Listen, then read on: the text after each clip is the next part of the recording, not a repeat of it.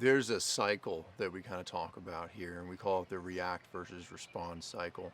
And I'll use myself in this cycle. What used to happen is something tough, something difficult would happen, some event, whether big or small, doesn't make a difference.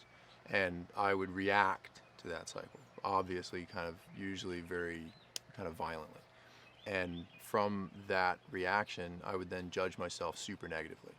And because I judged myself so negatively, and then shame starts to set in and guilt, so then I would go self-medicate. And personally, it was cocaine for me. It was shopping. I love stuff, man.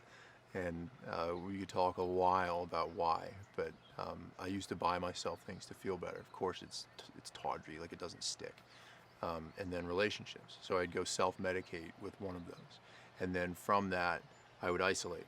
I would pull myself away from people because of course those things aren't going to provide me any, it's not sustaining. And then rinse and repeat, something else would happen. And after Path, it started to become more predictive, where I would still react, but then I would see it more quickly how I should have responded. And as time passed and the practices became more effortless and more fluid within my daily living, I started to be able to kind of play chess instead of checkers. So I could kind of see, it was like, okay, it was like, I've been here before. It's like, I've seen this start, I can feel it within myself, and I'm gonna choose this instead. So it was really kind of, it's surprising in that it's like,